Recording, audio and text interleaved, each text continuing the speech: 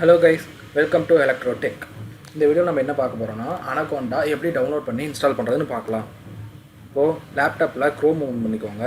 டிஸ்கிரிப்ஷன்ல கொடுத்திருக்க லிங்கை காப்பி பண்ணி சர்ச் பார்ல பேஸ்ட் பண்ணிக்கோங்க. இப்போ நம்ம Anacondaவோட அஃபிஷியல் வெப்சைட்டுக்கு வந்துட்டோம். இதில் ட்ராக் பண்ணிங்கன்னா your data scientist tool kit அப்படின்னு இருக்குல்ல, அங்கே கீழே டவுன்லோட் பட்டன் இருக்கும். அதை கிளிக் பண்ணிங்கன்னா அதுவே டவுன்லோட் பேஜுக்கு ட்ராக் பண்ணும். ஓகேவா, இங்கே உங்கள் ஆப்ரேட்டிங் சிஸ்டத்துக்கு ஏற்ற மாதிரி விண்டோஸ், மேக் ஓஎஸ், லினக்ஸ் எல்லாம் கொடுத்துருக்காங்க. உங்கள் ஆப்ரேட்டிங் சிஸ்டத்துக்கு ஏற்ற மாதிரி டவுன்லோட் பண்ணிக்கோங்க. நான் யூஸ் பண்ணுறது விண்டோஸ் 64 பிட். ஸோ கிளிக் பண்ணி டவுன்லோட் பண்ணிக்கிறேன். இப்போ டவுன்லோட் பண்ண ஃபைலை ஓப்பன் பண்ணிக்கோங்க. இப்போ இங்கே இருக்கு பாருங்கள் Anaconda 3ன்னு. இதை டபுள் டேப் பண்ணி ஓப்பன் பண்ணிக்கோங்க.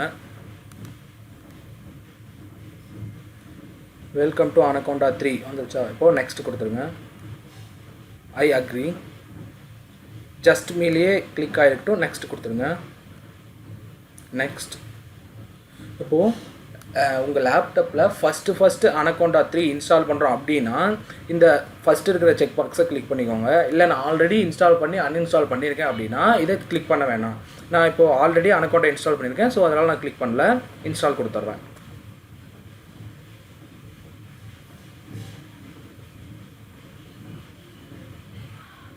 இன்ஸ்டால் ஆகிறதுக்கு கொஞ்சம் டைம் எடுக்கும். 3 மினிட் பக்கமாக எடுக்கும்.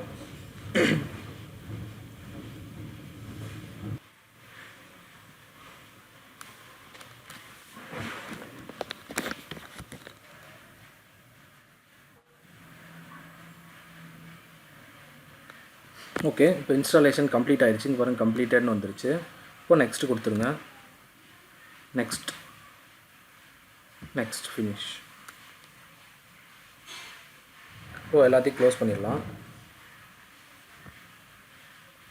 இப்போ சர்ச்சில் Anaconda டைப் பண்ணுங்கள். பாருங்கள் Anaconda நேவிகேட்டர் Anaconda 3 இருக்குல்ல, அது கிளிக் பண்ணி ஓப்பன் பண்ணிக்கோங்க.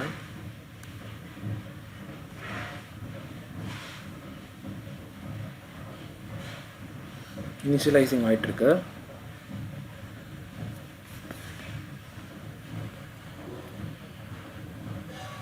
ஓகே, ஓப்பன் ஆயிடுச்சு.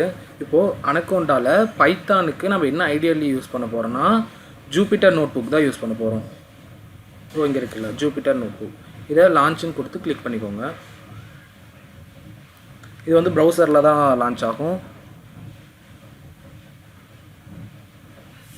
ஓகே, ஜூபிட்டர் நோட் புக்கோட யூசர் இன்டர்ஃபேஸ் இப்படி தான் இருக்கும். இதில் நம்ம எந்த இடத்துல ஃபோல்டர் சூஸ் பண்ணி வச்சுருக்கோமோ அதை ஓப்பன் பண்ணிக்கலாம். நான் டாக்குமெண்ட்டில் பைத்தான் வச்சுருக்கேன். சம் ப்ரோக்ராம் எதுவும்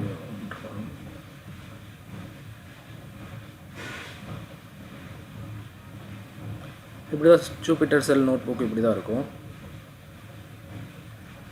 நம்ம இங்கே வேணாலும் நியூ ஃபோல்டர் க்ரியேட் பண்ணிக்கலாம். நியூன்னு இருக்குல்ல, இங்கே நியூ ஃபோல்டர் கிளிக் பண்ணோம்னா நியூ ஃபோல்டர் க்ரியேட் ஆகிரும். பைத்தான் 3 இருக்குல்ல, இதை கிளிக் பண்ணால் நியூ நோட் புக் ஒன்று க்ரியேட் ஆகும் இந்த மாதிரி. ஓகேங்களா?